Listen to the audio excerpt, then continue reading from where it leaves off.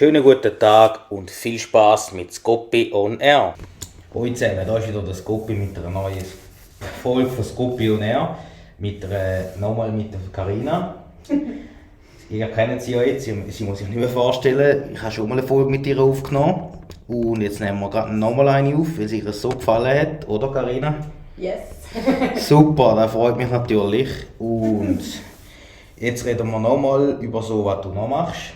Jetzt haben wir in der ersten Folge gehört, was du machst, aber so wie ich jetzt gehört habe, machst du noch viel mehr und das freut mich natürlich und das wollte ich gerne wissen. Das erste Thema ist, du hast gesagt, du machst Feuerwehr. Kannst du da auch schnell erklären, so rundherum, musst nicht in die Details gehen, aber so, was Feuerwehr ist, wie du reingekommen bist, was machst du dort, das interessiert mich sicher und unsere Zuschauer sicher auch. Ja, ich bin in der Feuerwehr Bödeli, weil ich auf dem Bödeli wohne, im wunderschönen Berner Oberland. Ich bin seit Anfang 2025 dabei. Ich habe angefangen als Rekrutin, habe das Rekrutenjahr gemacht und bin am 25. Oktober befördert worden zur Soldatin. Wie auch jeder Rekrut oder Rekrutin also befördert wird, wenn sie es durchziehen. Bei uns ist es eine Milizfeuerwehr, sprich es ist nicht direkt sehr Pflichtfeuerwehr, aber du bekommst natürlich immer noch das Aufgebot in den jungen Jahren, dass du sollst in die Feuerwehr kommen und dass sie noch Unterstützerinnen und Unterstützer brauchen. Wo ich wirklich das Gefühl hatte, das ist eine gute Sache. Und ich habe mir früher auch immer gesagt, hey Carina, entweder machst du das Militär oder gehst in die Feuerwehr. Und siehe da, jetzt bin ich in der Feuerwehr. Und ja, jetzt bin ich Soldatin, gehe nächstes Jahr auch noch in die Weiterbildungskurse für Richtung Artenschutz. Das sind dann wirklich auch, wenn es irgendwo brennt, wo ich ins Haus rein darf und darf löschen und nicht nur quasi rund um das Haus bin. Es ist wahrscheinlich gefährlicher, wenn du gehst, oder während dem Genau. Du gehst erst später nicht mehr. Genau, und darum brauchen wir auch noch eine extra Ausbildung. Also es braucht eigentlich mittlerweile jede Feuerwehr. Braucht man noch 3 Tage zusätzlich, dass du eine Artenschutzbestätigung hast, eben, wo du das Lungenvolumen und dann was ein bisschen, wenn du irgendwie Asthma oder andere Vorerkrankungen hast, darfst du es nicht machen. Und wo du natürlich auch noch so ein bisschen fit musst sein. Genau, und wenn ich so ein bisschen in die Glaskugel schaue, mal, Feuerwehr ist etwas mit Zukunft, hat für mich auch Zukunftspotenzial. Ist halt dann auch immer so ein bisschen mit meinem Radiojob, wo man es ein bisschen vergleichen muss, hey, mal, kann ich das parallel daneben noch machen oder nicht? Weil ich habe quasi immer, wenn ich unterwegs bin, ob im oder um das Oberland, habe ich so einen Pager dabei, habt ihr vielleicht auch schon gesehen. So ein Teil, das du einfach mitnehmen kannst, so in die Tasche nehmen, kannst du es einfach auftragen. Im Hosensack ist es relativ gross, darum habe ich es meistens am Gurt. Und das ist immer, wenn du jetzt in einem gewissen Umkreis bist und wenn es irgendwo brennt oder klebt oder tätscht, bekommst du schnell einen Alarm. Das musst du einrücken. Und wenn du natürlich am Arbeiten bist oder irgendwie, so wenn ich unterwegs bin, irgendwie zu einer Eventmoderation oder etwas, kannst du natürlich nicht immer auf oder davon, solltest aber, wenn du Pike hast, weil Pike heisst dann einfach, du musst gehen, wenn es läutet. Ja, egal wo du bist, du musst gehen. Genau, also du darfst dann auch einfach in diesem gewissen Umkreis unterwegs sein, du darfst nicht wie aus diesem Umkreis raus. Also wenn du jetzt Pike hättest, hättest du jetzt nicht zu mir können, sozusagen. Genau, das wäre jetzt nicht gegangen. Wenn ich auf Pike wäre, hätte ich es nicht dürfen. Genau, und das tun dann meistens so, ich kann das heute abspielen, dass ihr da so ein bisschen einen Einblick habt. Zum Beispiel mit in der Nacht, ich bin jetzt in der Nachtgruppe aufgeschaltet, das heisst vom Abend um 6 Uhr bis morgen um 6 Uhr. Wenn es bei mir läutet, muss ich gehen, weil ich eigentlich einfach aufgeschaltet bin. Und das tut dann so. Das ist mein Page. Und da hat immer so eine gebige Tastensperre drin, die mich noch so ein bisschen hindert, irgendwie etwas abzuspielen. Kindersicherung. Genau. Das darf nicht jeder dran darf. Und das dann so. Sprich, wenn ich morgen um 2 Uhr im tiefsten, schönsten Schlaf bin und es dann so läutet, muss ich aufsäckeln, mich anlegen und innerhalb 10 Minuten im Magazin sein. Das heisst, das Interlaken ist unser Magazin. Und angelegt sein und abfahrtsbereit sein, für das ich dann helfen löschen und helfen im Einsatz stehen. Genau, das ist alles kurz zusammengefasst. Sehr spannend. Und hast du in dem Fall nicht so einen tiefen Schlaf? Oder hörst du das wirklich immer? Ja, das ich auch Winterdienst mache ich. und dann musst du auch in der Nacht gehen. Ja. Dann läutet ja der Chef an. Und bei mir läutet einfach das Telefon und ich musste extra einen Klingelton nehmen, der extra laut ist, weil ich so gut schlafe, sonst höre ich das nicht. Aber ich finde es gleich spannend, also bei mir ist das so, ich weiß nicht, ob das bei dir auch so ist, ich bin sonst gar kein Morgenmensch. Also ich brauche immer lang, bis ich am Morgen aus mir rauskomme oder bis ich motiviert bin, oder ich weiß nicht, wie ich es jetzt sage, aber du weißt sicher, was ich meine. Und beim Winterdienst ist das so, ich stehe auf, also wenn das Telefon läutet, stehe ich und ich bin hellwach. Ja. Da bin ich sonst nicht. Aber im Winterdienst ist das so, ich bin hellwach. Ja. Ich weiß nicht, wieso das so ist, aber sonst ist das nämlich nicht so. Das ist bei dir wahrscheinlich dann auch so. Ist bei mir ähnlich, ja. Also ich gehe zur Zeit eher früh arbeiten, dass ich weiss, hey, ich weiss nie, wenn das Alarm kommt. Und jetzt in dieser Winterzeit sowieso, weil ich weiss, hey, testet noch, was glatt ist, zündet irgendjemand ein Kerzchen an. Und ich habe es tatsächlich... Oder brennt ein Tannenbaum. Genau. Und ich habe es tatsächlich auf der Lautstärke 7. Das ist jetzt nicht das Lauteste vom Lautesten. Aber wenn dieser Ton geht, dann erwache ich nicht so 300% und dann säckle ich und dann gehe ich und ist bis jetzt noch nie richtig passiert. Einfach einmal ein Fehlalarm, der ist gekommen. Und ich habe auch meinem Kollegen angerufen, der in der FÜST ist, also in der Führungsunterstützung, und dem angerufen, hey, jetzt haben wir gerade um 4:45 einen Alarm bekommen. Ist der für mich, weil ich bin ja noch im Nachtdienst und es war morgen um 4:45 und dann hat er gemeint, nein, ich muss nicht gehen. Aber ich wäre wirklich so in 2 Minuten parat angelegt gewesen, zwar gar nicht gut ausgesehen, aber ich wäre angelegt und parat gewesen, um zu gehen. Okay, super.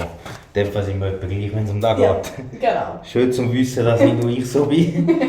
Und dann hast du noch erzählt mir, dass du in der Eventmoderation bist. Da habe ich auch schon so angeschnitten gehört, was man da so macht, wie das so ist.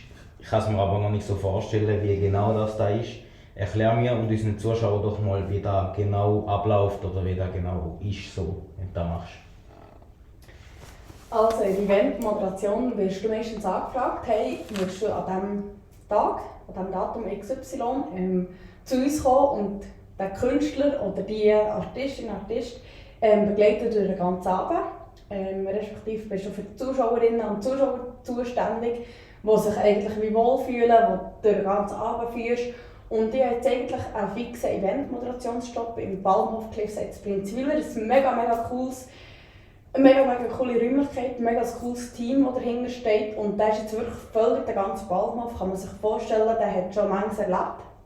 Es war früher ein Restaurant, es war eine Diskothek früher. Und das ist jetzt wie quasi zu einem Kulturzentrum entwickelt worden. Hat neue Tapeten bekommen. Und es ist so, dass du angefragt wirst, hey, dann zum Beispiel 17. Dezember, dann und dann, so und so. Und ich hatte jetzt im November ein Event mit dem Yves Keller vom Kellerphone. Der die Chat-Anrufe macht. Genau, der im Radio Monat macht. Genau, und den habe ich durch den ganzen Abend begleitet. Das heisst, du tust dich davor absprechen mit dem Künstler oder mit der Künstlerin. Hat er dich auch verarscht? Nein, ich habe ihm das von Anfang an gesagt, los, heute Abend keine Scherze, ausser vor Publikum. Dann, Okay. Ja. Genau, und dann tust du dich so absprechen, hey, auf was hat eben der Yves Keller so ein bisschen Wert gelegt vom Kellerphone. Du hast nicht die ganze Moderation eigentlich zusammenschreiben. Ich mache es eigentlich viel mit Bildern, dass ich es aufzeichnen muss. Was ich nicht vergessen darf, ist irgendwie zum Beispiel ein Getränk, dann zeichnen wir ein Getränk auf und einen Teller daneben, dann weiss ich, hey, du musst noch Hinweise geben auf das Essen und Getränk, was ich bedienen, Zuschauerinnen und Zuschauer. Und machst dann eigentlich von der Begrüßung zur Vorstellung des Künstlers bis zur Verabschiedung, vor der Bedankung und allem drum und dran machst du dann eigentlich alles, ja, dass es eine schöne Abrundung gibt. Und in der Zwischenmoderation gibst du immer noch so ein bisschen Hinweise, hey, pflegt euch doch gut, geht noch ein paar etwas trinken, lasst irgendwie, wenn es Kollekte hat, lasst eine Kollekte da, wir würden uns freuen. Genau, und jetzt gibt es ab nächstes Jahr eine neue Plattform für Eventmoderationinnen, mit Eventmoderation und Eventmoderationen, wo das Ganze auch über eine Plattform läuft, wo also Firmen auf dich zukommen und hey, wir finden es spannend, du bist aus unserer Region, komm doch Event XY moderieren. Und ja, es ist immer noch so ein bisschen Abschätzen, hey, passt es zu mir, zu meiner Persönlichkeit oder lehne ich es lieber ab, weil es nicht zu mir passt. Ja, und dort gibt es auch immer mega spannende Begegnungen und mit grossen, kleinen Künstlern, grossen, kleinen Firmen. Wer ist der grösste Künstler, der bis jetzt moderieren für ihn? Oder der am bekanntesten ist, sage ich jetzt mal? Puh, das ist eine gute Frage. Also ich würde schon sagen, der Yves Keller war einer der bekanntesten. Genau, und dann habe ich ein kleines Festival mal noch moderiert bei uns im Oberland. Und dort waren halt einfach wirklich Musiker von X bis Z dabei. Das war auch so ein cooles Highlight für mich. Ich muss erst studieren. Und dort war ich noch relativ jünger, das war glaube ich 2021, als ich das erste Mal vor etwa 1500 Leuten, 1500 Leuten geredet habe, in einer Hockeynacht. Das war dann so ein Altjahrsderby. Das gibt es alle Jahre eigentlich wieder, in der Altjahrswoche. Das ist jetzt gerade Ende Dezember. Und dort waren halt einfach die grösseren Hockeyclubs aus der Region dabei, Spieler, die du kennt hast. Und das ist für mich so ein bisschen aus den jüngeren Jahren ein grösseres Highlight, wo ich halt den ganzen Abend speakern durfte. Und das war halt einfach ein Hockeymatch.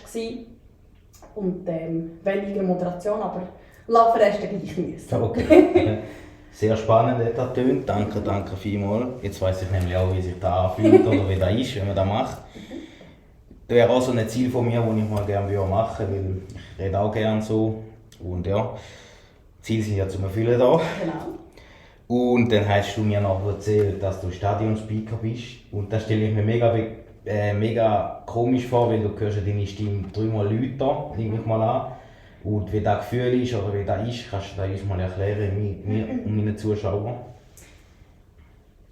Hey, also wenn du gerne Laber ist es eigentlich wie nichts Neues, außer dass du halt einfach wirklich Leute hörst und dass du auch Leute musst reden musst. Ach schon, musst du das? Genau, du musst tendenziell dort eher Leute reden, weder bei einer Eventmoderation, wo alles über Boxen läuft, die eigentlich relativ nah bei den Zuschauerinnen ist. Will ich aber in einer Hockey-Arena oder in einer Hockey-Halle speakern und die Boxen relativ weit vorziehen von den Zuschauern oder von den Hockey-Fans, muss ich eher Leute reden. Je nach Ausprägung ist das von Stadion zu Stadion unterschiedlich.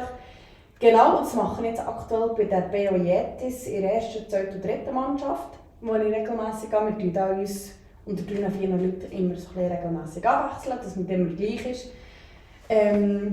Und ja, es ist gewöhnungsbedürftig, weil du musst ja auch noch nebst dem Speaker musst du auch noch so ein bisschen DJ spielen. Also ich bin DJ C. DJ C wegen Carina. Wo du auch noch parallel nebst dem Reden musst machen. Das heisst, DJ machst du in dem Fall auch noch? Genau, DJ machst du auch noch parallel dazu. Und weil ich halt so ein bisschen aus dem Radio bin und so ein bisschen das Musikfeeling habe und auch gerne Musik interessiert bin, ja, ist es immer so ein bisschen spannend. Also ein bisschen die Stresssituationen, da ist ein Unterbruch und dann kommt eine Strafe und dann musst du Musik haben, und dann musst du Musik leiser stellen, dann musst du Strafe bekannt geben. Und dann spielen sie wieder weiter, dann musst du Musik abstellen und still sein. Und es ist schon ein bisschen rechtes Handling, das du musst haben mit Knöpfen und Pegeln und ich sage mal Federn. Das sind quasi da die Auspeglereien. Und dann eben Mikrofon ein- und ausschalten. Und aber dort spielt dann auch noch so ein bisschen das Hockey-Interesse mit den Strafen, mit den Timeouts, mit den Spielerbekanntgaben, mit den Goalschützen, mit den Assisten und ja, halt auch bis zum Abschluss, wo er wieder in einer Eventmoderation landet, wo die Bedank ist und nochmal aufmerksam machen ist, hey, es gibt noch feines Essen, es gibt noch etwas zu trinken. Ja, es ist relativ auch vielseitig, aber es ist sicher mehr so ein bisschen, ja, kannst du dich nicht vorbereiten, weil du halt einfach nie weißt, hey, schlägt jetzt die auf dem Eisfeld? Oder haben sie sich so ein bisschen still? Oder gibt es viele Strafen? Gibt es mehr Goal-Strafen? Es ist jeder Match für sich so ein bisschen einzigartig. Und durch das, dass ich früher auch mal Eishockey noch gepfiffen habe, mache ich jetzt auch nicht mehr aktiv, aber ich hatte mal noch Hockey gepfiffen, ist sicher noch mal ein anderes Gefühl, wenn du direkt auf dem Eis stehst und halt einfach nur Konzentration hast auf die Spieler, auf die Strafen, auf Goal. Und halt dort halt einfach das Reglement im Vorsprung steht. Und beim Speaker halt einfach so ein bisschen alles im Handling musst haben. Zum Teil musst du auch noch zeitmässig unterstützen, wo du sagst, hey, schau, deine Zeit läuft noch, musst vielleicht mal stoppen oder der Reporter. Aber eben, es ist dort wirklich so ein bisschen im Dreierpack, immer so ein bisschen auf Gegenseitigkeit. Genau, ich bin der Handkrumme Frau, wenn mir ein Zeitnehmer sagt, hey, los, das erste Drittel geht noch 1 Minute, musst du es in 10 Sekunden sagen, dann zählt er mir ab und wenn er bei 0 ist, sagen wir ja. das erste Drittel geht eine Spielminute. Und ja, dort ist wirklich so das Teamwork im Vordergrund, wo du halt einfach nicht alleine bist. Und hankerum bei einer Eventmoderation, wo du häufig alleine bist. So ein bisschen selber kannst gestalten, wie du willst und was du willst machen. Genau, ist es halt auch so spannend auf seine Art. Ja, klingt auch mega spannend, danke fürs Erzählen. Und jetzt habe ich noch eine andere Frage. Du hast ja vorher noch nie einen Podcast aufgenommen, bevor du bei mir warst, oder? Stimmt das? Ja, das stimmt. Und jetzt nimmt mich da natürlich Wunder, jetzt haben wir einen Podcast aufgenommen, der ist ja auch schon veröffentlicht, wenn die Folge rauskommt. Und jetzt nehmen wir nochmal einen auf. Und jetzt nimmt mich Wunder, fühlst du dich wohl da in diesem Podcast oder redest du gerne mit mir jetzt über so Geschichten? Oder wie ist das? Erklär doch mir da und meinen Zuschauern mal, wie du dich fühlst. Hey, also ich fühle mich hier in diesem Kämmerchen pudelwohl. Schon allein, dass wir da in einer Schottbar sind, macht es noch einmal besser. Aber jetzt abgesehen von Schottbar muss ich wirklich sagen, hey, du hast mega spannende Fragen. Du hakst schon gerne nachher, ob es genau so ist. Und du kannst dich ein bisschen wie identifizieren, habe ich jetzt so ein bisschen das Gefühl, eben so ein bisschen mit meiner Persönlichkeit. Und es wirklich nicht irgendwie desinteressiert, sondern eben, dass ich willkommen bin und dass ich auch so lange erzählen darf. Du blockst mich auch nicht ab, ob ich jetzt irgendwie 10 Minuten am Stück rede oder ob ich dir einfach Ja oder Nein als Antwort gebe. Ist mega, mega spannend und mega inspirierend auch für andere, die anfangen podcasten. Und ich komme sicher sehr gerne wieder. Also die 2,5 Stunden Weg aus dem Berner Oberland haben sich definitiv mehr gelohnt. Das freut mich zum Hören. In dem Fall würdest du meinen Podcast weiterempfehlen? Definitiv. Und wenn ihr mal Gast seid und auf dem Stuhl hockt, wo die schöne Dame hockt, dann meldet euch bei mir, nämlich unter Scoppi_on_r, entweder auf TikTok oder auf Insta per meine DMs, wie sie gemacht hat. Und dann hocken die als nächstes auf dem Stuhl und dann reden wir zwei oder wir mal miteinander. Und ich würde mich mega freuen, wenn das so wäre.